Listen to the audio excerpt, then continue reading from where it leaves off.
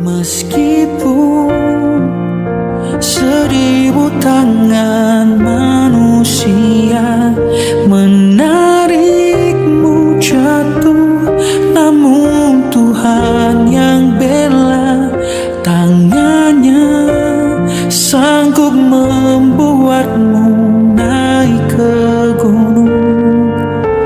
Percayalah, Tuhan yang bela.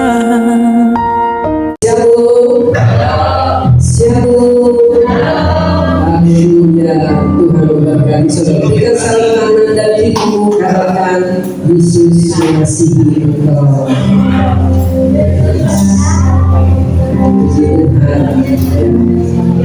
Sama silakan yang mungkin bisa maju ke depan, mengisi bangku yang kosong. Silakan. Ya, puji Tuhan. Kita kerjakan pagi hari ini semuanya untuk kemuliaan Tuhan. Jadi kamu berikan segalanya yang terbaik untuk Tuhan. Mari kita bersatu di dalam doa. Bapak, terima kasih buat pagi hari ini. Hari yang luar biasa, kesempatan yang luar biasa yang kau berikan bagi kami, sehingga kami boleh digerakkan oleh Roh Kudus untuk kami boleh punya kesempatan beribadah dan memberikan waktu ibadah di hadapan Tuhan, menegakkan segala hal yang mungkin hari ini bisa kami kerjakan, tapi kami memberikan hari ini secara khusus untuk Tuhan Raja di atas segala raja pemimpin kami. Kuduskan kami, layakkan kami, karena kami rindu pagi hari ini ibadah kami adalah ibadah yang berkenan, ibadah yang memuliakan Tuhan, ibadah yang boleh kami menaikkan segala korban pujian syukur buat segala kebaikan-Mu yang sudah Kau nyatakan dalam kehidupan kami sepanjang hari yang sudah kami lalui sampai hari ini. Karena segalanya yang kami kerjakan itu hanya karena Engkau Bapa. Di dalam nama Yesus Kristus Tuhan, pagi hari ini segala kemuliaan, segala hormat kami persembahkan bagi-Mu. Haleluya, amin. Tuhan hadir di bait suci-Nya. Tuhan hadir di bait suci-Nya.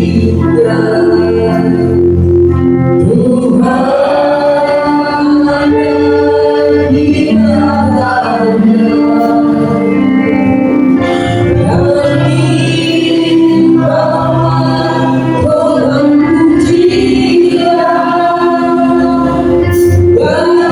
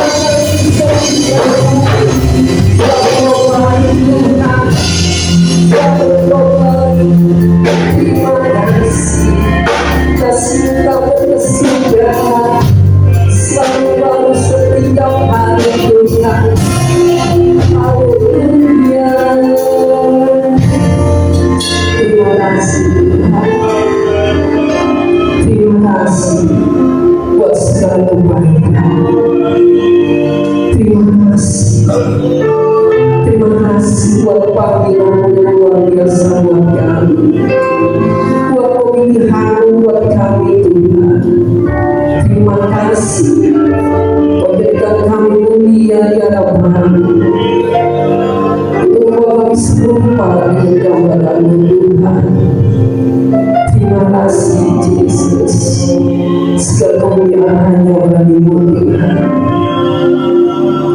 Terima kasih Bapa. Terima kasih. Terima kasih Tuhan.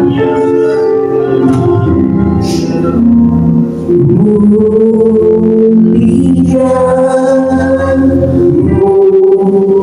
mulia bagi anak domba.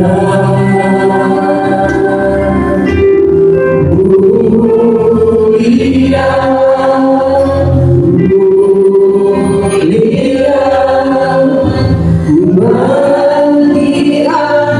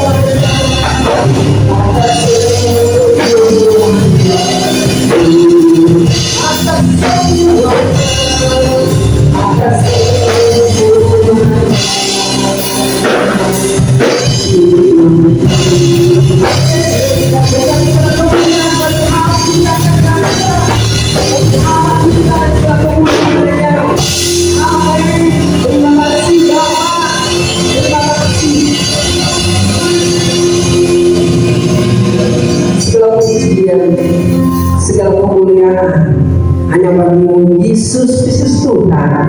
Haleluya. Amin. Puji Tuhan, ada sukacita pada hari ini lewat kerajaan surga. Amin.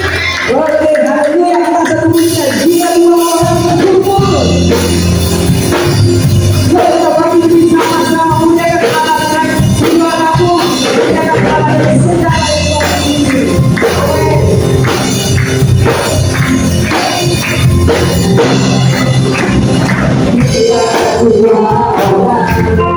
Yeah.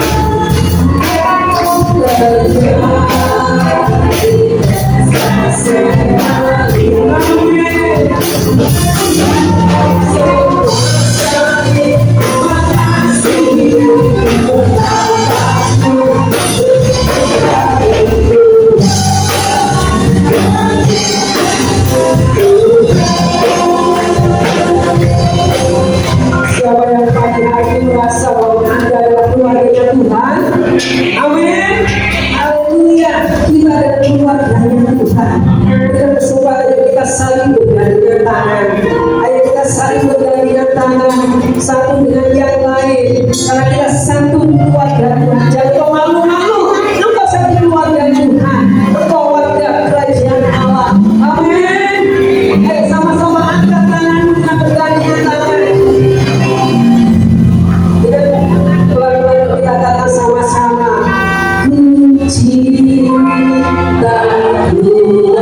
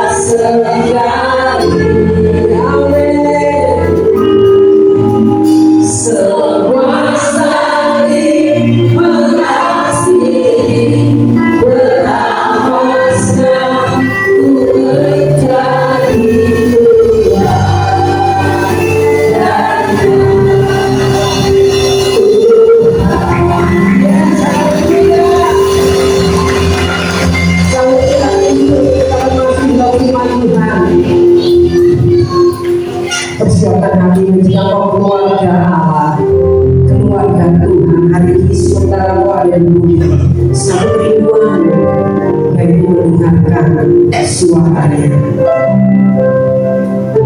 Sabda rindu firman Tuhan.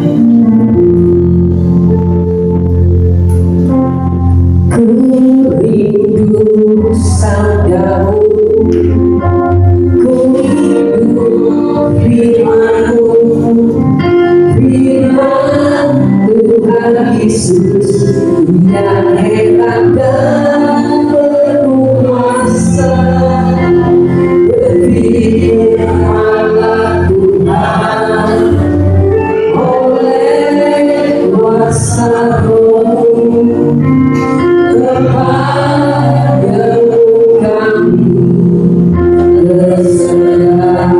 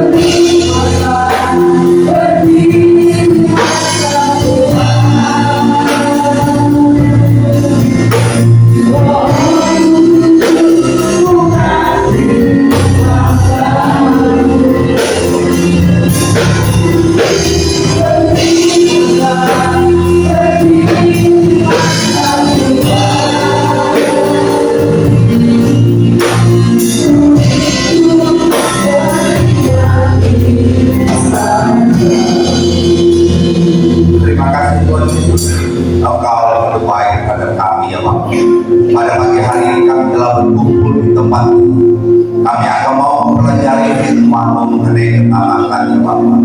Oleh sebab itu pakailah hamba yang indah ini agar dia dapat menyampaikan firman-Mu yang begitu agung, begitu mendidik kami, agar pada suatu saat kami akan layak bersama-sama dengan Kau di langit baru. Bersabdalah kepada kami ya Bapak, yang kami siap mendengarkan sabda-Mu. Kita siap mendengarkan sabda Tuhan. Mari sama-sama katakan amin. Shalom Bapak Ibu sekalian. Satu masalah yang paling penting dalam kehidupan kita adalah ketaatan. Itu merajalela. Kenapa begitu?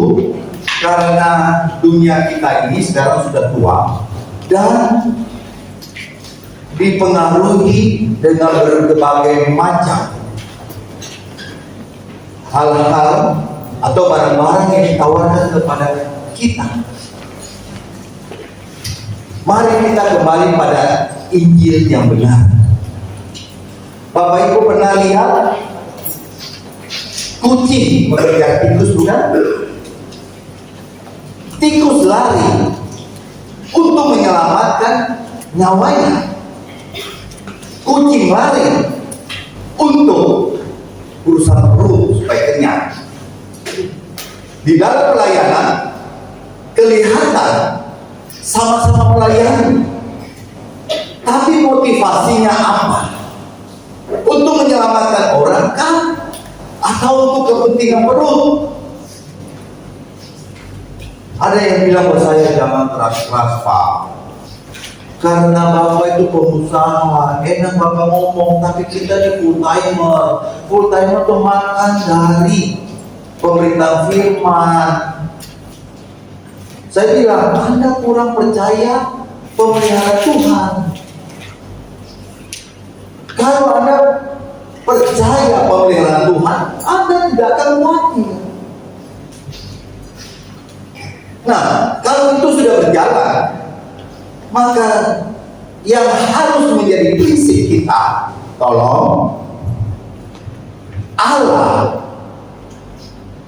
itu kan kita sembah Allah atau Yesus, tapi kalau fungsinya ini nggak boleh gerak. Yesus itu Allah Yahweh, tapi kita nggak bisa bikin Yesus itu Allah. Ini garis keras. Yesus itu Tuhan, Dia Allah. Tolong jangan dijadikan Allah. Bapak Ibu, kamu orang cerdas. Masa sekian lama nggak cerdas? Pasti memahami ini. Pak, bayangkan bagaimana pencipta bisa hasil pencipta memerintah pencipta. Berikan saya kain, anak saya mau kuliah, lancarkan. Apalagi rumah saya kontrak, Tuhan jadikan supaya saya bisa beli rumah. Kalau rumah tipe yang rumah sangat sederhana berubah jadi rumah sederhana. Kalau rumah sederhana jadi rumah, sudah jadi rumah, tolong Tuhan jadi rumah mewah. Kalau sudah rumah mewah jadi rumah super mewah. Kalau ini Tuhan jalani, baru kita bilang kita umat dan diberkati. Salah. Itu kita pakai Tuhan sebagai Allah. Nah, kalau begitu, makan minum pakai dari kita. Bapak Ibu mau hebat, Bapak Ibu harus bekerja keras. Bapak Ibu harus tekun.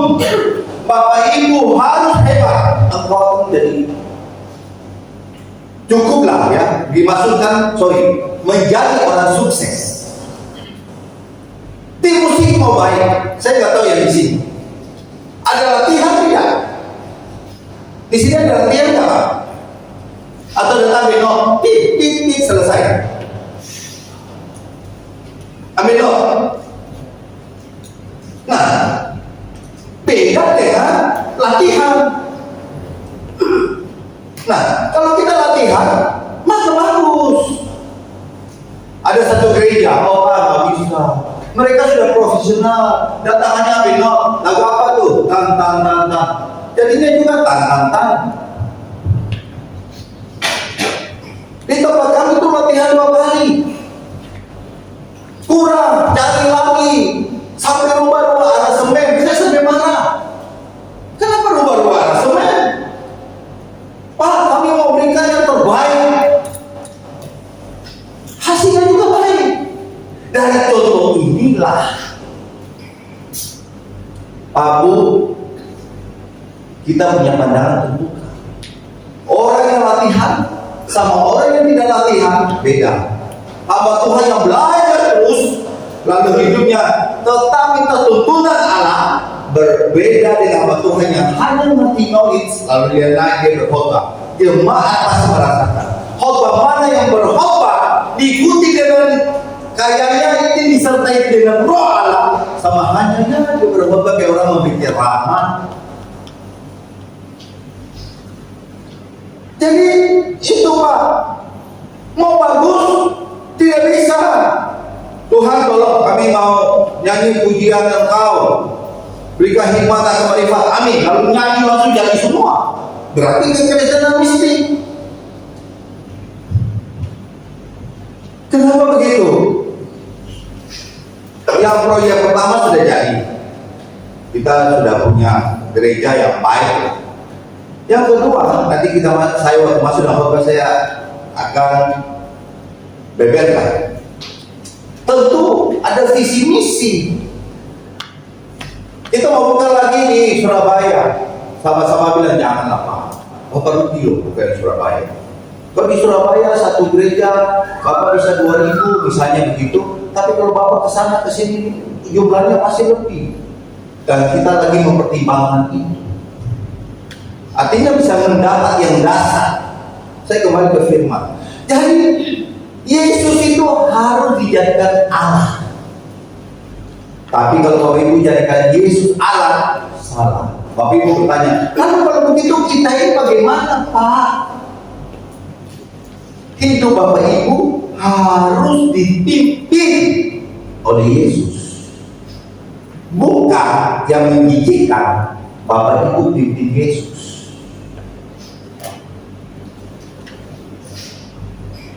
Kristen kita mau sanggup. Ini fakta.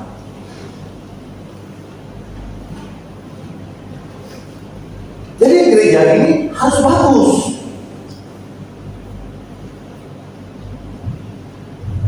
Dari awal, dari yang lama pindah ke baru, saya ikuti dari yang baru sampai hari ini. Dan saya mengerti Bung Gembala bagaimana? Saya mengerti. Saya bilang begini, Bung gak usah khawatir. Pernah satu kali beliau ke saya, Pak, bagaimana kalau nanti Yesus panggil saya ke rumah Bapak? Gak usah khawatir. Nanti saya akan bantu. Nah, Bapak Ibu jangan pikiran yang negatif. Nah, ini nih, Pak Peter tamak nih, mau loh, Pak Bu, gereja yang pas-pasan apa mau jadi rebutan? Apalagi minus. Tapi bukan itu yang jadi masalah. Yang jadi masalah adalah bagaimana membawa Bapak Ibu supaya nanti menuju pada kekekalan. Amin. Pak Sungguh, mimbar itu nggak boleh berbicara tentang duit, Pak. Nah, sinode kita itu masih banyak yang hamba Tuhan yang kayaknya begitu. Memberi nanti engkau diberkati, mimbar datang gereja nanti hidupmu dipermudah, bukan begitu. Nah, pada pagi hari ini saya ingin memaparkan ada orang yang sukses, tapi Alkitab bilang dia bodoh. Ya, mari kita lihat dalam Lukas 12 ayat yang ke-13. Lukas 12 ayat yang ke-13. Temanya orang kaya yang bodoh. Jadi hari ini kita mau pelajari yang bodoh. Dia tanya, Pak, kalau orang kaya masih pintar, Pak, saking pintarnya jadi bodoh. Ya, nah itu firmannya ya, dari ayat per ayat. Ya, saya kira Bapak Ibu nanti pasti memahaminya. Seorang dari orang banyak itu berkata kepada Yesus, "Guru, katakanlah kepada saudaraku supaya dia berbagi warisan dengan aku." Tetapi Yesus berkata kepadanya, "Saudara, siapakah yang telah mengangkat aku menjadi hakim atau pengantara atas kamu?" Kalau Bapak Ibu lihat dua ayat ini, Bapak Ibu bertanya, orang ini datang kepada Yesus urusan warisan. Saya beritahu iya. Kenapa? Di dalam kitab Perjanjian Lama, apalagi dalam Ulangan, memang ada warisan-warisan yang diatur di situ. Nah, orang baru ini datang kepada Yesus, lalu bertanya supaya ia berbagi warisan dengan aku, beritahu saudara. Yesus menolak. Mengapa Yesus menolak? Aku mimbar yang benar, bukan urusan makan minum. Bapak Ibu kira kalau standar diberkati, banyak harta, dia semuanya dimuluskan, lalu itu umat yang diberkati? Tidak, Pak. Saya mau beritahu baik. Saya uraikan dulu. Di dalam Perjanjian Lama, makan minum pakai atau berkat. Jadi umat Israel dari Mesir menuju ke Kanaan penuh dengan air susu madu, penuh dengan berkat jasmani. Itu Perjanjian Lama, Pak.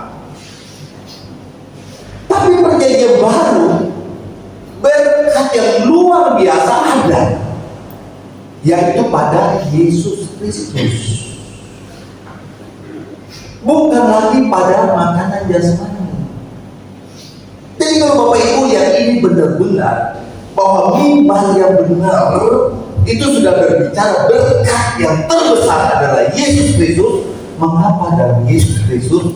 Karena siapa yang percaya Dia tidak binasa, malaikat memperoleh hidup yang kekal. Pak, kalau tidak binasa, ini proyek besar, Pak. Mengapa proyek besar? Sampai Yesus turun dari surga ke sini, ke bumi untuk tebus dosa kita. Berarti itu bukan proyek kecil. Berarti binasa itu proyek besar. Waktunya kekal. Nah, datanglah juru selamat yang membawa kita supaya kalau kita di belakang mati, itu memperoleh hidup yang kekal, bukan kebinasaan yang kekal. Ini berkat yang besar. Beri kemuliaan bagi Tuhan. Bapak Ibu kalau pikir, Pak, tolong, Pak, kalau begitu kita bisnis gak usah andalkan Tuhan. No, engkau bisnis, engkau apapun, minta Tuhan pimpin. Tapi tolong jangan engkau pimpin Tuhan Yesus. Masa kayak begini loh. Saya tidak mau jemaat yang hidup dipelintir dengan firman yang salah. Betul. Tahun depan, kalau itu gereja-gereja goblok, Pak, tolong yang kepastian. Kalau sudah saya pastikan gereja ini tahun depan atau yang waktu ada sisa itu nanti saya ada tabrakan tahun depan itu pasti minggu ketiga. Sudah nggak boleh bola-balik begini, nggak boleh. Pasti minggu ketiga. Gereja yang lain sudah paksa. Kami mau kepastian, Pak. Tidak mau naik turun nanti sudah minggu pertama dan ketiga kami suki, Pak. Jadi sudah minta 2 minggu yang lalu. Oke. Gereja ini minggu ketiga. Kenapa? Pembentukan nanti pada tahun 2025 jemaat sudah betul-betul mengerti firman Tuhan secara dasar. Nah, mimbar Gak bisa. Apalagi seperti main lotre. Kasih 500.000, atau diberkati 5 juta, di mana ayatnya? Loh, Bapak yang anti perpuluhan? Saya tidak pernah anti perpuluhan. Tapi saya mendukung perpuluhan, motivasi memberi perpuluhan, karena saya jiwa-jiwa supaya tidak binasa. Saya memberkati supaya dengan ini bisa memperluas pekerjaan Tuhan. Mau saya sampaikan jujur, pelayan-pelayan Tuhan ini bukan datang gratis, Pak. Kenapa? Bapak Ibu nggak boleh ngejawab, oh nggak tulus loh. Kenapa? Karena kalau kita tunjukkan kartu pendeta saja di pompa bensin tetap bayar. Mereka kan datang pakai latihan misalnya, lalu pakai lain-lain, lalu masa nggak dikasih apa? Lalu Bapak bilang, nah, kalau Bapak sendiri, Pak, saya awal sudah bernasar, pakailah saya. 1 rupiah pun saya tidak akan terima. Saya kembalikan untuk memberkati gereja tersebut.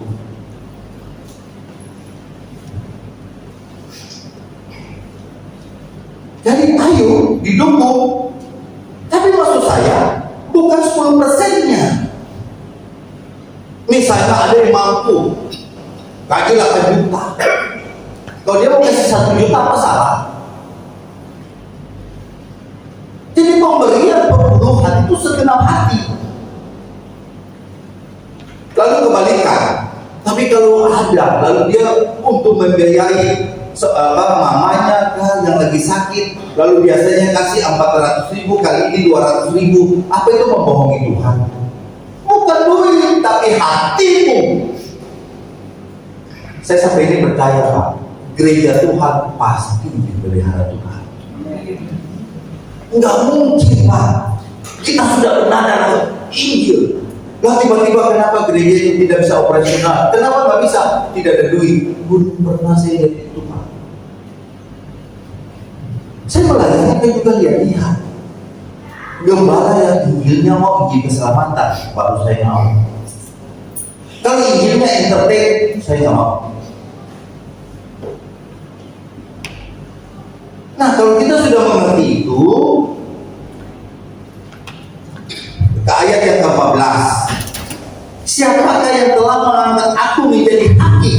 Kalimat yang ini sama dengan kalimat Musa waktu umat Israel berkata, siapa yang mengangkat engkau menjadi hakim atas kami?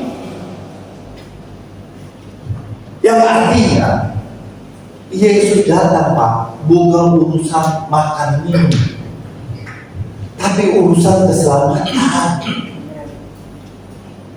Jadi saya kalau nggak masuk akal, pernah teman saya bilang, Pak, itu banyak loh doanya nggak benar. Ya mana sih? Ada. Darahmu menyucikan makanan ini. Darah menyucikan dosa. Bukan menyucikan nasi pecel, nasi rawon, nasi ikan, nasi apa lagi? Subuntut. Jemaat yang ada di sini doa, nggak boleh ngomong begini. Darahmu menyucikan makanan ini. Kiranya darahmu membungkus pesawat ini. Itu loh. Visi misi Yesus datang lalu mati di atas kayu salib, darahnya tercurah supaya dosa kita dihapus. Akibatnya beliau sudah berhasil. Dosa Bapak Ibu yang lalu bersih, sekarang bersih, akan datang juga sudah diampuni.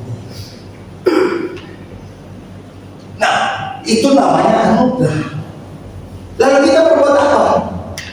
Kita tanggung jawab dengan perbuatan baik supaya hidup kita menjadi sempurna seperti Allah Bapa yang adalah sempurna. Kita harus hidup seturut kehendak Tuhan. Apa itu seturut kehendak Tuhan? Pertama, balas kejahatan dengan kebaikan. Itu modelnya Yesus. ampuni mereka karena mereka nggak tahu apa yang mereka perbuat. 2, kasihilah musuh. Loh, sesama asing bukan musuh, itu teman. Karena hanya musuh harus mengasihi dan berdoa bagi orang yang menganiaya engkau.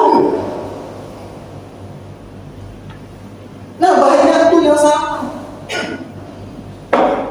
Yang berikut, saling mengampuni. Kan Yesus bilang, firman berkata, kalau kau tidak mengampuni kesalahan orang lain, maka Allah Bapa juga tidak mengampuni dosamu. Kalau sudah tidak mengampuni, tidak perlu datang doa, pasti tidak didengarkan. Apa kurang tegas? Ini firman yang benar-benar firman, yang tidak ditambah dan tidak dikurangi, yang memang adanya. Lalu Bapak Ibu bilang, saya nggak mampu, saya beritahu mampu. Jangan kita mental blok, nggak bisa, berat, aduh angel. Mampu, kenapa? Waktu engkau dibaptis, engkau naik, maka engkau jadi manusia baru. Bermakna manusia baru, Roh Kudus masuk dalam hatimu dan tidak keluar Tuhan. Perjanjian lama, orang hidup baik, Roh Kudus ada. Hidupnya jelek, jatuh dalam dosa, Roh Kudus yang betul. Perjanjian baru, Roh Kudus satu kali ada, tetap ada. Engkau jatuh dalam dosa, engkau sedang melukakan Roh Kudus. Beda di situ, Pak. Kalau ini ditarik terus, maka umat Israel perlu dengan air susu madu menuju tanah Kanaan. Makanya ada lagu doa Yabes, itu bukan perjanjian baru, Pak. Perjanjian lama. Tidak memberikan sakitan, perluas daerah, itu waktu lama. Sekarang kalau kita nyanyi di sini, Bapak Presiden gimana? Kalau nyanyi dari pagi sampai besok pagi, memperluas lahan ini, memperluas di mana? Tetangga punya orang, sini punya orang, belakang punya orang, depan jalan raya. Amin. Amin. Mari kita cerdas. Nah, nama Tuhan yang hanya sepotong-sepotong itu, ambil sedikit perjanjian lama, dicampur dengan perjanjian baru, jadilah sebuah khotbah, disajikan ke jemaat, kita kacau, Pak. Pak, percaya saya ada nilai jualnya, Pak. Pak, bayangkan, saya kan bukan di sini saja, sampai di Jogja, di Jakarta, di Solo, Malang, kan biaya sendiri. Lalu nilai jualnya biasa, kan bodoh. Lalu Bapak Ibu tanya, kalau begitu apa Pak? Dapatnya apa? Capek? Bukan capek, sedang mengumpulkan harta di surga. Harta di surga adalah jiwa yang dimenangkan. Amin, Pak Bu. Makanya Bapak Ibu harus berbahagia dapat firman seperti ini. Firman pendek, penjabarannya luar biasa. Ayat berikut, katanya lagi kepada mereka, berjaga-jagalah dan waspadalah terhadap segala ketamakan. Dengan begitu Yesus langsung balik, hati-hati dengan tamak.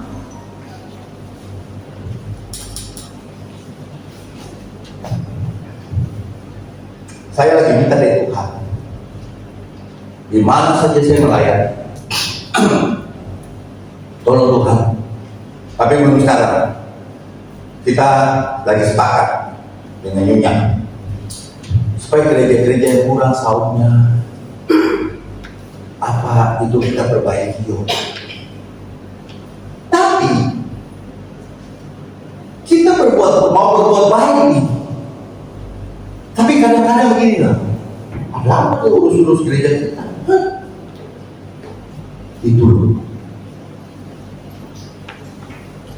untuk gereja, kan ini sahabat. Saya bilang harus ada latihan, nggak bisa Pak, susah, mereka profesional. Datang nada dan naik. Minggu lalu saya coba nyanyikan lagu ini. Aduh, ada yang ke kiri, ada yang ke kanan, ada yang ke atas.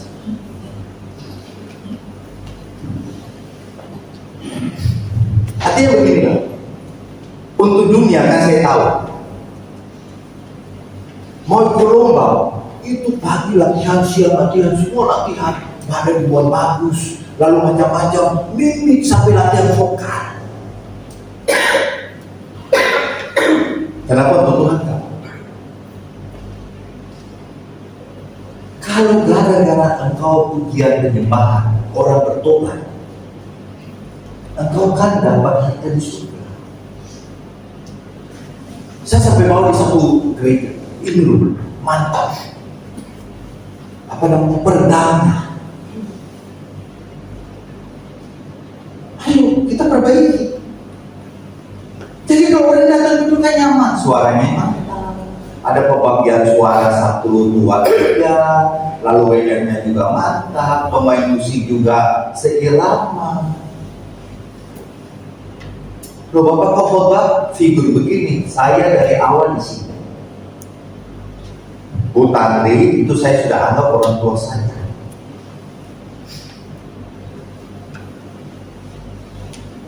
Jadi kalau mau ayo jangan setengah-setengah untuk tahun depan. Siap dibentuk. Kita baru pegang ini. Di tempat lain sudah anggap. Aduh, nanti nama saya bagaimana ya? Lalu bagaimana bisa maju? Sentuh ini puluhan juta. Kita nggak boleh sentuh. Taruh ke situ. Nah kalau yang gereja mampu, nanti dikira kita mau biasa tanya, salah lagi kan? Mari jauhkan dan ketamakan. Kalau ini sudah bersih, selesai. Saya lanjut. Sebab walaupun seorang berlimpah-limpah hartanya, hidupnya tidaklah tergantung daripada kekayaan itu. Ini kata Tuhan. Makanya temanya orang kaya yang bodoh. Yang benar, harta yang ada kan kita sudah kumpul nih. Kita memberkati dong gereja. Supaya apa? Gerejanya bagus, jemaat baru kita, ada latihan vokal dan sebagainya. Lalu main musik, tataran lagunya kita atur yang baik. Lalu jemaat datang asik nih. Di situ jemaat betah. Amin. Amin. Lukas 14 ayat 33 kan berbunyi, kalau kita tidak melepaskan segala milik kita, maka kita tidak bisa menjadi murid Kristus. Apa itu murid? Yang bisa diajar.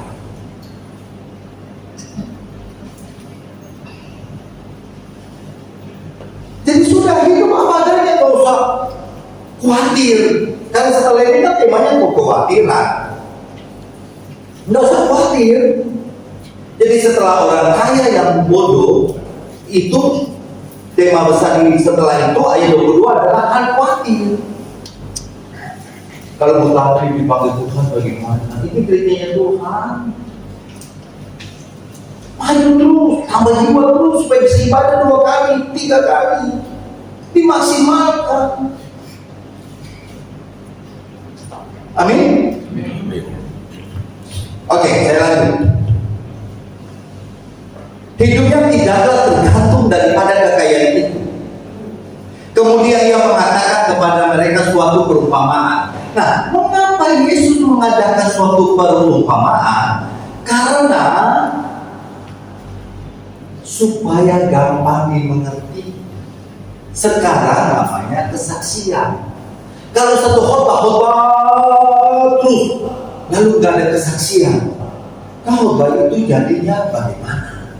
Tapi ada khotbah, ada kesaksian hidup terus. Jemaat bilang, itu ya, kira-kira begitu.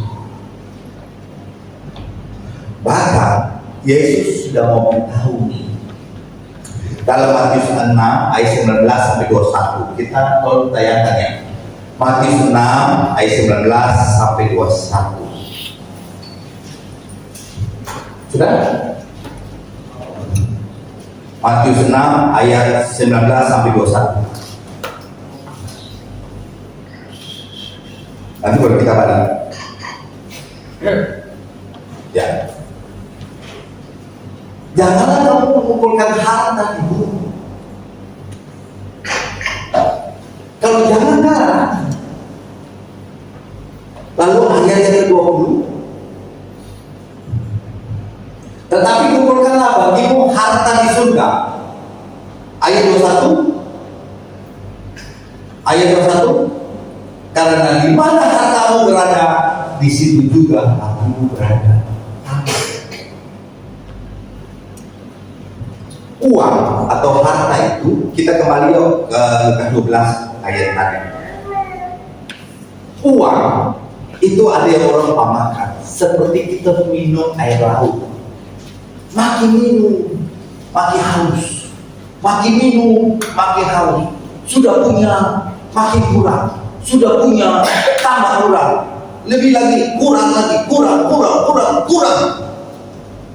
Bayangkan waktu mimbar dibuat emosional untuk mengumpulkan harta. Mimbar itu menjadikan apa? Padahal Yesus bilang, jangan kumpul harta di bumi. Kamu tolak itu. Tapi bagaimana mimbar harus mengajak jemaat hidup bersyukur? Jangan boros. Daripada kau boros, enak kasih ke pekerjaan Tuhan memenangkan jiwa-jiwa. Satu buah AC umurnya 2 tahun. Kalau jam kantor, apa jam kerja. Setelah 2 tahun, pasti ganti. Kalau tidak ganti, tidak dingin. Lalu orang ekonom berhitung ini, kalau sudah gak dingin, lebih mahal bayar listrik dibandingkan ganti AC baru. Nah, kalau AC itu loh dari tahun 1978 sampai hari ini masih ada. Coba gedung gereja setiap 3 tahun harus dirawat.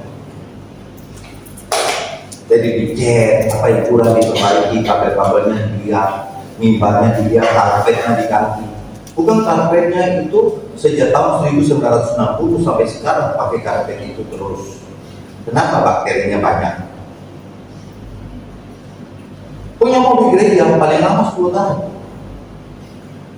Karena kalau mobil sudah lebih dari 10 tahun sudah nggak efektif. Mogok ini, mogok itu, ganti spare part ini, spare part itu, maka harus dijual. Maka inusutan untuk perusahaan 5 tahun. Tapi oleh kita ini adalah 10 tahun. Itu butuh duit, tetapi tidak boleh tamat. Nah, setelah memberi perumpamaan, Yesus berkata begini, ada seorang kaya, tanahnya berlimpah-limpah hasilnya. Saya masuk ke yang normal. Pak, kalau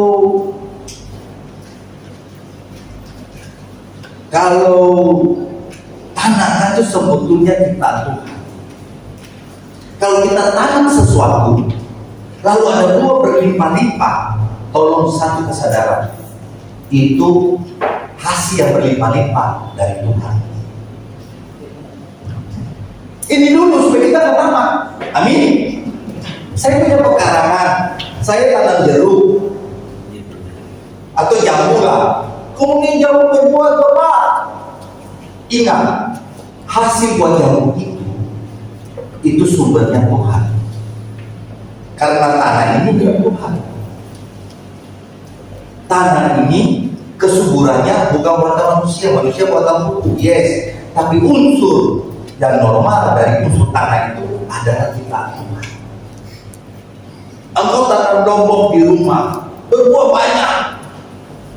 Tolong satu hal, hasil lombok yang kau pakai untuk dapur, dengarkan baik, itu dari Tuhan. Ini dulu supaya kita cegah, supaya kita nggak tamak. Yang kedua, kalau anak kita pintar, nilainya IQ-nya bagus, nilai rata-ratanya tinggi, bahkan bisa membaur. Tolong Bapak Ibu sadari, hikmat yang dia dapat itu dari Tuhan. Amin. Sehingga dia bekerja, dia ngomong udah dapat duit, lalu dia hidup makmur, bahkan kaya raya.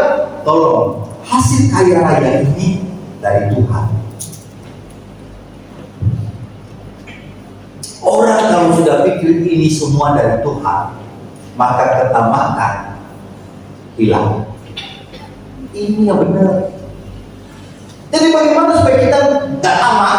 Satu, kita harus tahu semua yang kita punya itu dari Tuhan. Amin. Engkau bekerja keras siang malam, dan puji Tuhan, tidak ada sakit apapun. Saya mau beritahu, orang sehat itu pun berkat Tuhan. Amin. Engkau sehat itu sudah diberkati Tuhan. Karena engkau sehat, engkau dapat sesuatu, engkau bisa sukses dengan baik. Kesuksesan itu bukan jadi payah, tapi itu berkat Tuhan. Amin. Karena engkau sehat, engkau bekerja, engkau bisa dapat sesuatu, itu berkat Tuhan. Inilah hal-hal yang mencegah kita jadi sombong. Sudah? Oke. Lalu yang berikut, ia bertanya dalam hatinya, apakah yang harus aku perbuat? Sebab aku tidak mempunyai tempat di mana aku dapat menyimpan hasil tanahku. Panen tahun ini bisa berlimpah, tahun depan belum tentu. Tapi orang kaya ini bisa memastikan bahwa tahun depan bisa berlimpah. Makanya berikutnya orang kaya yang butuh. Yang kita pintar begini, kita mengerti hari ini dan hari kemarin. Hari esok punyanya Tuhan. Amin. Wah, kalau Bapak Ibu sudah kayak begini, mau tamat dari mana? Kekayaan punya Tuhan. Saya pintar karena Tuhan memberi hikmat. Saya bekerja sukses kayak Tuhan berkati saya. Saya sehat, Tuhan berkati saya. Makanya saya bisa ada hari ini. Lalu yang pegang puji esok itu adalah Tuhan. Jadi kita mau tahu gimana? Coba Pak Dia, Alkitab itu cerdasnya luar biasa.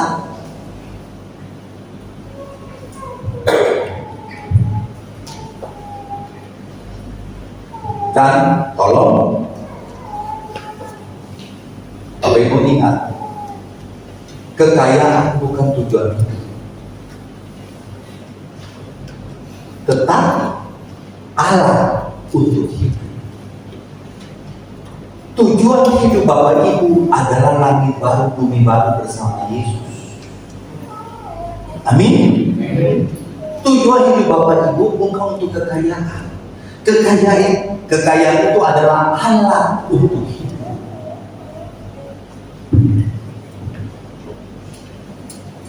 Coba dipahami benar-benar, Pak. Ini saya gali sedalam mungkin supaya Bapak Ibu itu paham.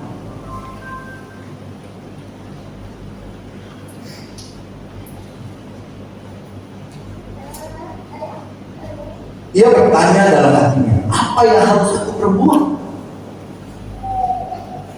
Sebab aku tidak mempunyai tempat di mana aku dapat menyimpan hasil tanahku. sudah kaya, khawatir. Nah, bagaimana supaya kita enak? Setiap orang pasti ada masalah. Bapak Ibu nggak usah tantang kalau engkau berdoa kau bilang, Tuhan Yesus tolong hari ini tes saya 10 masalah. Tidak usah. Nanti kau bangun masalah datang sendiri. Betul? Tidak usah minta masalah. Nah, masalah yang Bapak Ibu hadapi, katakan satu hari atau 1 jam bisa datang 10 masalah. Berarti 8 jam itu 80 masalah. Bapak Ibu jangan pikir besok lagi punya masalah 80. Jadi 80 tambah 80 160 masalah. Engkau gak kuat. Engkau pikir lagi hari berikutnya lagi tambah 80 250 masalah. Engkau gak mampu. 5 hari jadi 400 masalah. Engkau mau tanggung pikul hari ini kan? Makanya Alkitab berkata, kesusahan sehari cukuplah. Terus pintar gitu loh, bisa. Kemudian begitu Pak. Jadi Bapak Ibu jangan paksa tambah-tambah masalah. Ini aja masih pikir tahun depan panenannya bagaimana, ini sudah pusing. Fakta yang ada petani tahun ini sukses, tahun depan gagal Pak. Makanya disebut orang kaya dia bodoh. Nah cuma di sini nggak boleh, cuma sini harus pinter-pinter. Anak masih baik, jalan belum. Nanti kalau besar saya sekolahkan kamu ke Singapura. Lalu papanya bilang, nah anakmu aja belum makan nasi 1 karung sudah pikir mau sekolah di Singapura. Terlalu. Hari ini semua dipimpin Tuhan, masalah selesai. Malam ucapan syukur. Besok Tuhan, engkau jalan seperti saya. Saya tidak mau jalan sendiri Tuhan. Di dalam perjanjian lama saja siang, engkau kasih tiang awan untuk umat Israel. Tiang awan stop, kita stop. Malam tiang api. Hari ini saya minta pimpinan melalui roh yang ada dalam diri saya. Selesai. Kami bangun. Pulang harus kuat. Dan kalau berpikir begini, yang kaya kan, yang tak mau orang kaya, tapi biasa-biasa saja. Keinginan itu loh yang bahaya.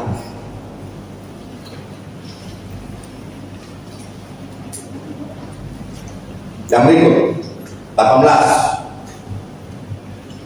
Lalu katanya, inilah yang aku perbuat. Aku akan merubah bumbu-bumbu, dan aku akan mendirikan yang lebih besar, dan aku akan menyimpan di dalamnya segala gandum dan barang-barangku. Kalau Bapak Ibu lihat dari ayat 17 dan 18, semuanya itu cuma satu yang nonjol. Aku. Egois Pak. Coba ya, saya bacakannya 17. Dia bertanya dalam hatinya, apakah yang harus aku perbuat? Aku perbuat. Sebab aku tidak mempunyai tempat. Aku 2. Di mana aku dapat, di mana aku 3 dapat menyimpan hasil tanahku. 4. 18. Lalu katanya, inilah yang akan aku perbuat. 5. Aku akan merombak bumbu-bumbu. Aku 6. Bumbu-bumbu 7. Dan aku akan mendirikan, dan aku 8. Mendirikan yang lebih besar. Dan aku 9 akan menyimpan di dalamnya segala gandum dan barang-barangku. Bayangkan 2 ayat 10a. Kan bodoh. Kenapa? Begini Pak, kita harus tahu kalau kita diberkati banyak karena kepintaran kita, diberkati luar biasa, Kita harus tahu itu hanya sementara. Jadi yang sudah jangan rebut-rebut. Apa yang kita punya itu sementara. 30 tahun sih bisa genggam ini harta kita. 50 tahun sudah mulai bertugas sedikit. 55, 60, 65, 70, mati. Yang artinya pulang kita nggak bawa apa-apa. Semua orang tahu loh yang ada di sini. Waktu kita pulang pasti tidak bawa apa-apa. Yang artinya kita datang telanjang, pulang juga telanjang.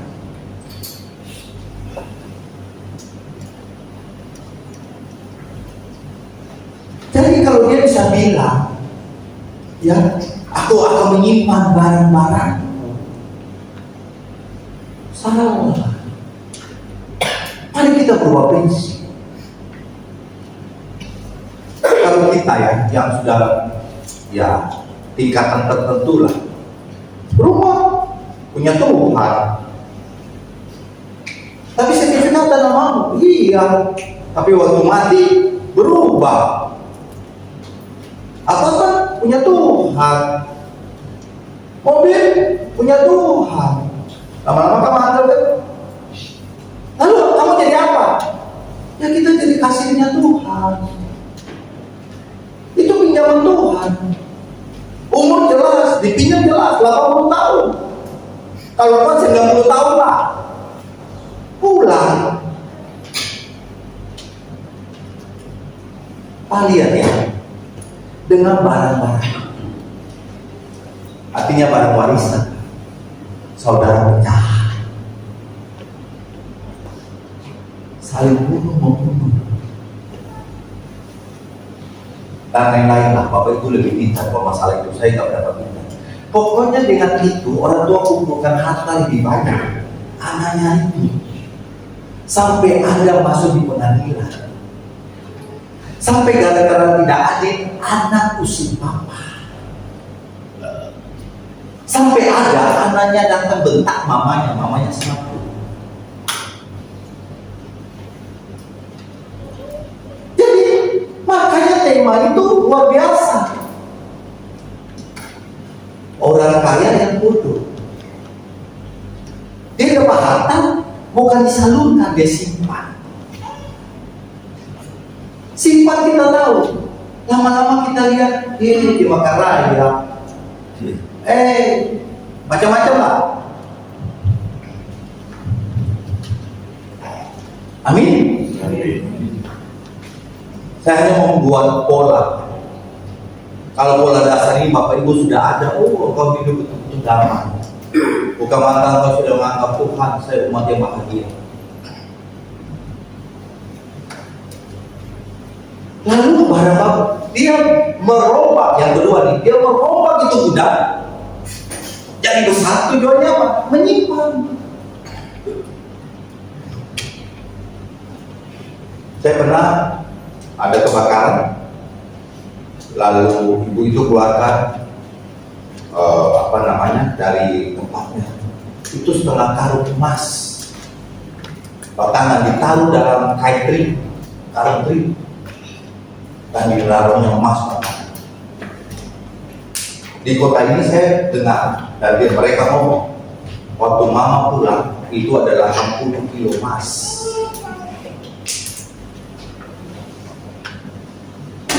Ada satu orang dia datang ke saya, Pak Peter kan sudah tahu saya, maksudnya ekonominya, iya, kaya, kau berlian tuh udah banyak.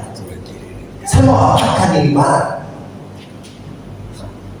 Saya bilang begini, tante untuk hidup tante disimpan, dan kemudian sisanya pakai untuk pelayan Tuhan. Dan dia tinggalkan saya, dia tinggal di Amerika sekarang karena polanya tidak cocok.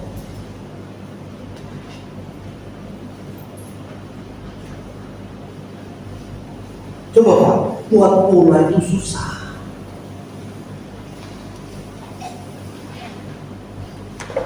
Lalu, Pak lihat, pikiran besok dari orang kaya bodoh ini, pikiran besok.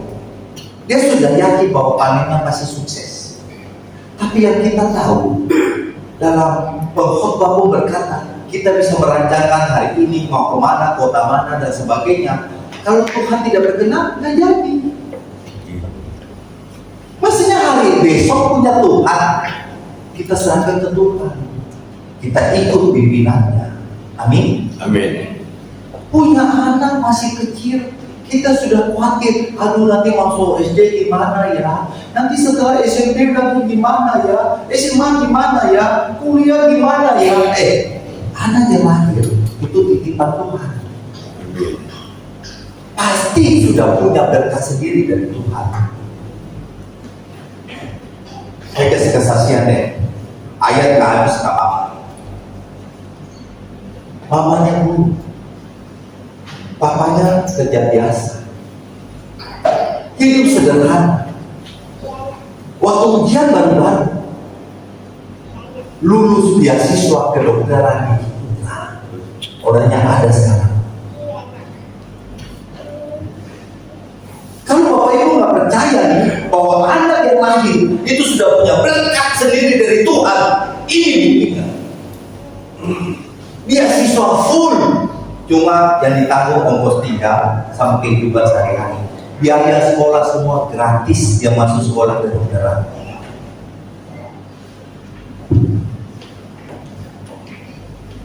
Engkau mau coba-coba kalau bukan dari Tuhan nggak bisa. Mamanya juga cuma guru SD kok, papanya pekerja biasa, anaknya itu beasiswa kedokteran di Putra.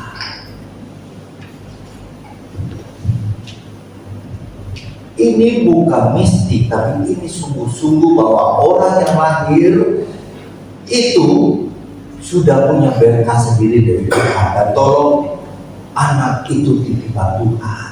Amin.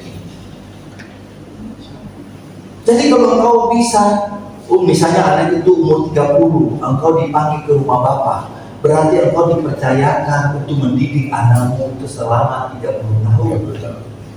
Itu bukan hakmu. Makanya kalau titipan Tuhan, tolong anakmu disayang sungguh-sungguh. Masa titipan Tuhan dibilang monyet terbang, anjing, dasar, harimau. Amin, kita berubah. Amin. Lalu yang berikut, dia kan khawatir. Jadi Pak, saya mau beritahu, bukan orang miskin saja yang khawatir, kayak kita yang khawatir. Orang kaya pun kayak dia khawatir kenapa? Dia takut nanti kalau hasil panennya banyak, makanan di mana? Lalu bentuk dari kekhawatirannya dia, rompak itu kuda, bikin yang lebih besar. Cara yang dia ini salah menurut pola pikirnya dia.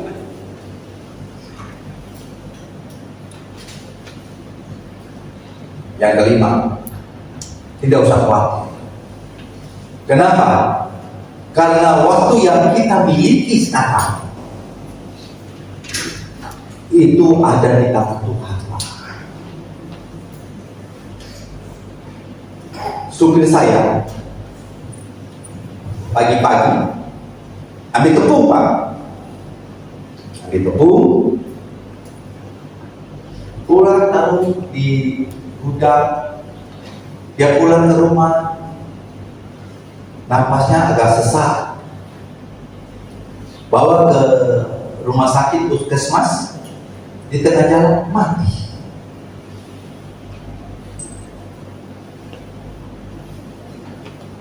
Kita staff punya suami, hanya bilang, "Ma, tolong ambil minum dulu."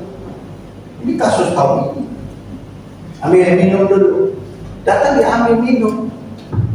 Waktu istrinya pergi ambil minum, balik sudah keras.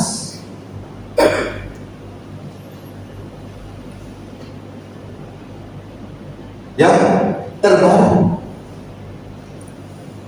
dia lagi di samping supir, dia nyupir barang pabrik, Tiba-tiba supir ini lagi setir, kok mobilnya nggak kurang-kurang dipegang sama sebelahnya, keras, mati Pak.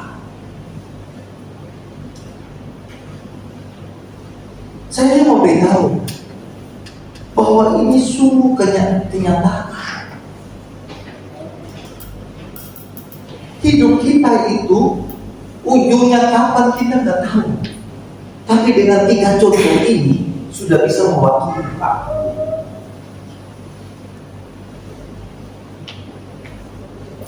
Ada teman dulu yang terakhir dia pulang baik-baik. Lalu istri bilang dia semalam meninggal. Lalu sakit apa? Mendadak. Jadi kalau Bapak Ibu nggak dipersiapkan baik-baik, bagaimana? Ayat yang terakhir.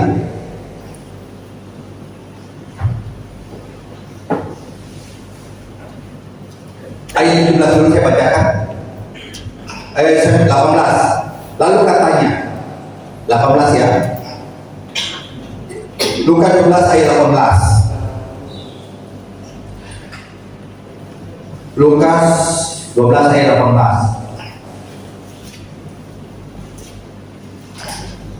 Lukas 12 ayat 18. Lalu katanya, inilah yang akan aku perbuat. Aku akan meromboh rumpun-rumpun dan aku akan mendirikan yang lebih besar, dan aku akan menyimpan di dalamnya segala gandum dan barang-barang.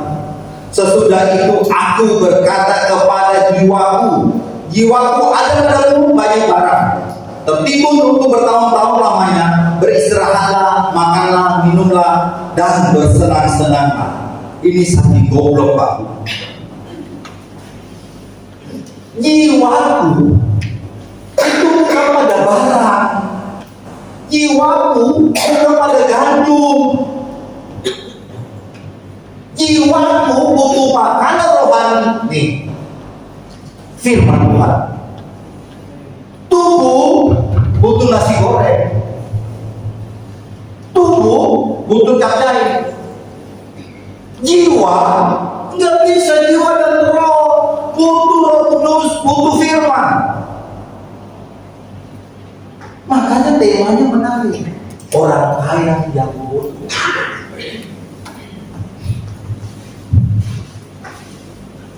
Makanya Pak, kalau Bapak Ibu datang, pulang Bapak Ibu pikir, tadi saya dapat makanan rohani atau makanan jasmani ya? Nah, jadi pintar kan? Dapat makanan jasmani, gak keren ya? Kenapa? Temanya memberkati untuk diberkati. Temanya obat, dia dapat mobil. Temanya hasil dari tumpang tangan, katanya siomaynya laku. Lalu apa lagi? Ya, dapat ya secara fisik lah. Jadi lucu-lucu saya tertawa sampai perutku sakit. Lalu tanya khotbah apa? Nggak tahu tuh, tapi pokoknya enak. Satu ibu panggil saya, Pak, khotbah kayak gini hemat. Dia tunjukkan 1, 2, 3, 4, 5, 6. Hari Minggu dia bisa putar-putar untuk PTC. Dia cari sama Tuhan begini. Hari ini Pak, sakit di rumah sakit. Tapi tolong saya sakit. Dia tunjukkan infus-infus. Nah, saya bilang ini ingin masuk enak. Jadi khotbah yang lucu-lucu apa? Jadi keselamatan. Dia betul keselamatan. Kadang-kadang saya lihat hitam-hitam itu bahaya. Tapi balik lagi Cok, tolong kirimkan uang, saya lapar. Kita kasih. Tapi yang penting dia mau bertobat. Pak, konsumsi firman penting. Satu firman yang Bapak Ibu dengar, tapi tidak membutuhkan, tidak memuaskan rohanimu, batiniamu, hanya jasmani terus, itu masuk di sini kurang lebih 20%. kembali ingin keselamatan. Amin.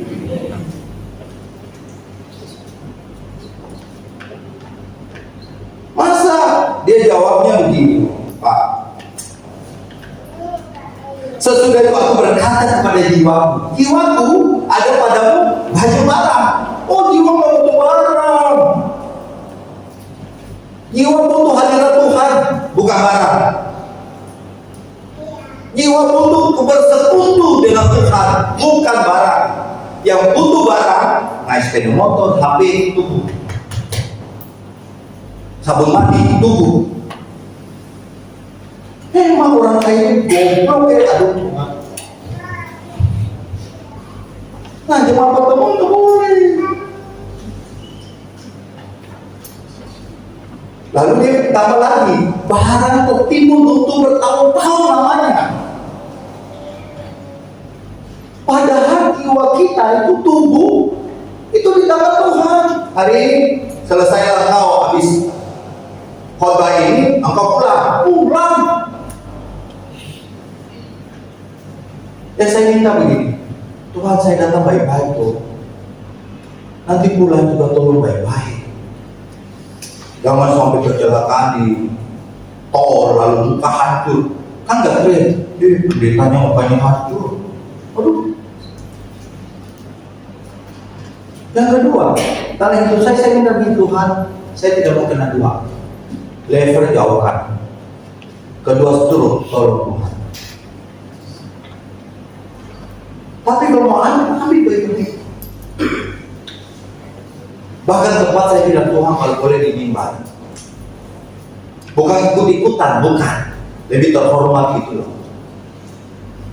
Daripada di rumah sakit penuh dengan selang kiri kanan lalu lalu kabut semua dia biru-biru. Lalu dia orang lewat begini, bapak ini datang dia, Pak Peter mukanya biru, aduh.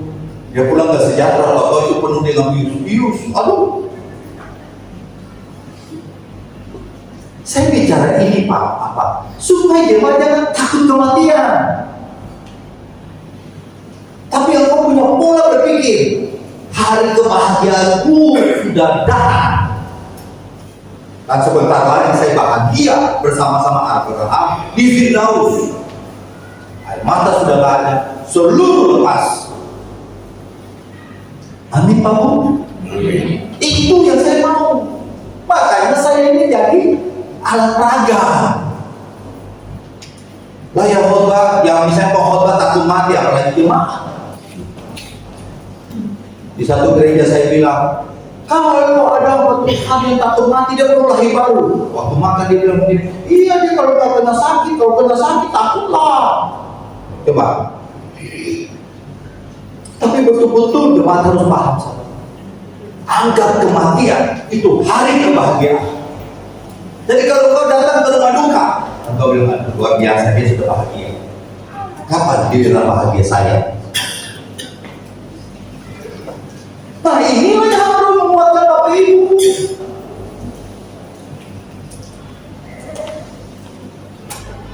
Amin? Mantap. Lalu beristirahatlah, makanlah, minumlah, dan bersenang-senanglah. Coba. Jiwa gak butuh ini.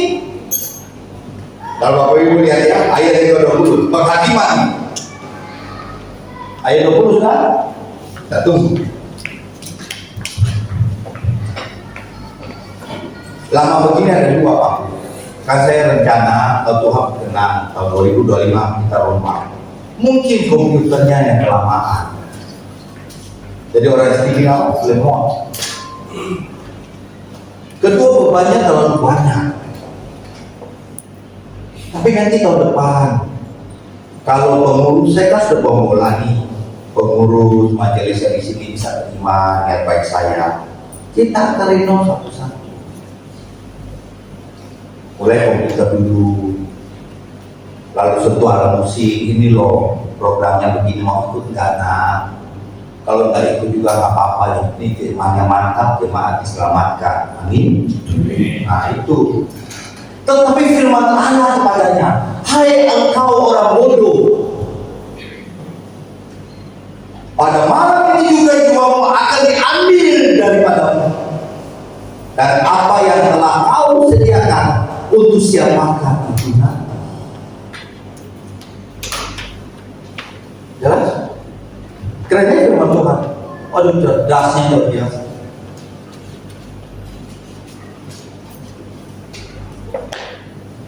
Tetapi firman Tuhan kepadanya, hai engkau orang bodoh, pada malam ini juga jiwamu akan diambil daripadamu. Orang Kristen yang lahir baru bukan diambil. Tuhan, kalau sudah waktunya, aku serahkan jiwaku ke dalam tangan. Satu-satunya oknum yang pernah hadir di muka bumi ini yang ngomong seperti itu adalah Yesus. Pada kalimat yang ketujuh dia bilang, ya Bapa, ke dalam tanganmu kuserahkan jiwaku. Dia khotbah begitu berbobot. Kita kalau sudah dilihat beginilah, makan nasi, nggak boleh banyak-banyak.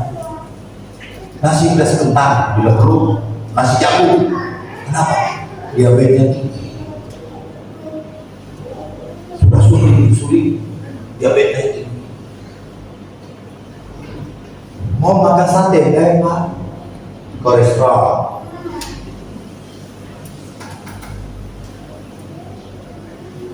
Suka tauge ikan asin. Wah, tauge apa saudara? Ikan asin darah tinggi. Lalu apa yang mau dimakan? Sayur-sayuran, kacang panjang lama. Stop, itu asam urat. Bukan. Kamu kalau sudah begini ya Pak, Tuhan, kapan Engkau mau ambil? Aku sudah siap serahkan nyawa ke dalam tangan. Bumi saja sudah nolak. Nasi nggak boleh, sayur nggak boleh, daging nggak boleh. Lalu ada darah tinggi, ada macam-macam. Sudah, mas saudara kamu, Tuhan, aku siap. Kapan saja kau mau ambil, kuserahkan nyawaku. Kalau sudah cukup, ya sudah saya masuk. Itu orang yang beriman. Amin. Saya minta di musik naik. Hadapi masa depan, jangan takut. Dengarkan baik, engkau bukan hanya hidup 80 tahun di muka bumi, tapi ada kekekalan menanti Bapak Ibu. Amin. Amin. Selama memasuki Firdaus nantinya, mempersiapkan diri dari sekarang, Tuhan Yesus berkati Bapak Ibu sekalian. Amin. Baik, kemudian berdoa.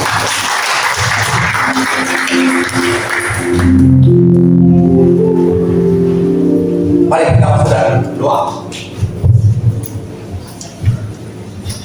Terima kasih Tuhan Yesus, itulah firman-Mu yang cerdas begitu mendidik kami ya Bapak. Hamba mohon kiranya Engkau menguatkan jemaat-Mu yang ada di tempat ini. Berikan mereka pola pikir yang baru ya Bapak. Pola pikir yang sesuai dengan firman Tuhan ya Bapak. Yang kedua ya Tuhan Yesus, Engkau kiranya mau menyertai mereka di mana saja mereka berada, pelihara mereka sehingga mereka merasa mereka berharga di hadapan Engkau ya Bapak. Hal kekhawatiran bagi diri mereka tidak akan takut lagi, mereka akan menyelesaikan masalah sehari lepas sehari ya Bapak. Dan mereka tahu apa yang menjadi masalah mereka dapat menanggungnya dengan cakap karena Engkau adalah pemimpin hidup mereka ya Bapak. Seluruh kehidupan dari jemaat-Mu yang ada di tempat ini hamba serahkan ke dalam tangan-Mu ya Bapak. Senantiasa berkati mereka dengan berkat-berkat yang baru ya Bapak. Yang menjadi Bapak, jadikanlah mereka Bapak yang terbaik bagi anak-anaknya, menjadi suami yang terbaik bagi istrinya. Yang menjadi ibu, biarlah mereka menjadi ibu mama yang terbaik bagi anak-anaknya, dan menjadi istri yang terbaik bagi suaminya. Biarlah perubahan ini menjadi hal yang baru dan menjadi teladan dalam kehidupan mereka hari lepas hari ya Bapak. Jadikanlah mereka keluarga yang harmonis satu dengan yang lain ya Bapak. Pandang hidup mereka bukan diberkati dalam hal materi, tapi mereka akan merasa diberkati, sukacita, damai sejahtera yang hanya datang daripadamu. Sebab pola pikir mereka, asal ada makanan, pakaian cukuplah. karena mereka hidup di muka bumi ini hanya sementara. Mereka mau cerdas, mereka tidak mau seperti orang kaya yang bodoh ya Bapak. Mereka pada hari ini mengerti satu hal, bahwa jiwa diri mereka harus diisi dengan firman yang murni dan disertai dengan tuntunan Roh Kudus. Terima kasih ya Tuhan Yesus. Hamba juga tak lupa berdoa bagi Pak Gembala yang ada di tempat ini, berserta jajaran pengembalaan yang ada di tempat ini. Senantiasa memberikan satu kesatuan hati dalam pengembalaan di tempat ini. Hamba juga berdoa bagi jemaat-jemaat yang mungkin ada yang sakit, ada yang berhalangan datang ke ibadah pada pagi hari ini.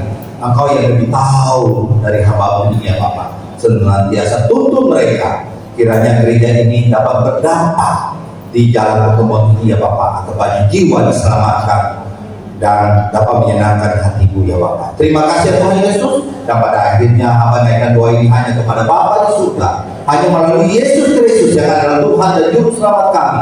Dan hamba beralaskan doa ini atas nama Bapa, Putra dan Roh Kudus. Kita yang sudah berdoa, mari sama-sama katakan amin. Yesus berkati Bapak Ibu sekalian. Amin. Ya.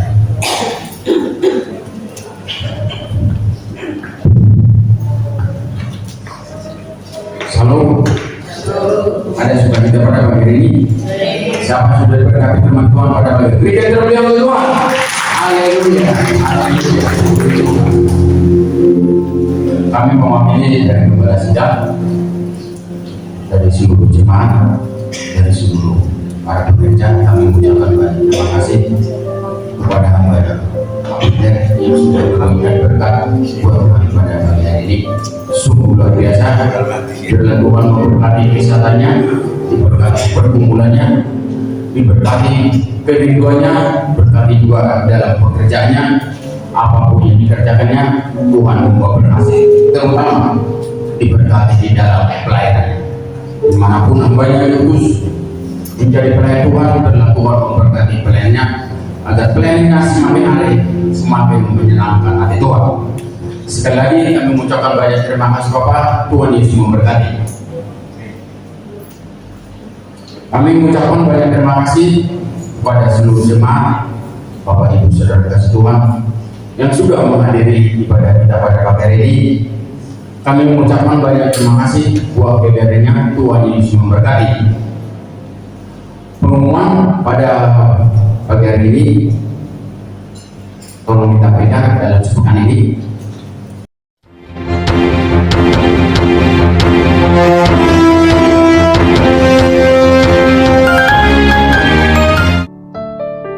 Shalom, mari kita ikuti selalu kegiatan-kegiatan selama sepekan di gereja GBI Air Hidup Ministry. Ibadah raya setiap hari Minggu pukul 8 pagi. Siapkanlah untuk masuk dalam hadirat Tuhan. Untuk adik-adik sekolah minggu, ayo ikut ibadah sekolah minggu setiap pukul 8 pagi. Mari memuji Tuhan bersama-sama dengan teman-teman dan membangun persahabatan di dalam Tuhan. Untuk remaja dan pemuda, kami mengundang untuk bersama-sama mengikuti ibadah remaja dan pemuda setiap hari Sabtu ketiga jam 6:30 sore di gereja. Mari membangun komunitas rohani dan membangun talenta rohani bersama-sama. Bagi jemaat yang rindu bersama-sama membangun mezbah penyembahan, mari datang di setiap Selasa malam pukul 7 malam dalam ibadah doa malam. Dan untuk kaum wanita, kami mengundang untuk bisa meluangkan waktunya setiap Rabu minggu pertama pukul 6 sore dalam ibadah WBI GBI Air Hidup Ministry. Tetaplah terhubung, tetaplah setia dengan Tuhan dan gerejanya. Tuhan Yesus memberkati. Inilah kegiatan gereja kita yang ada sepekan ini.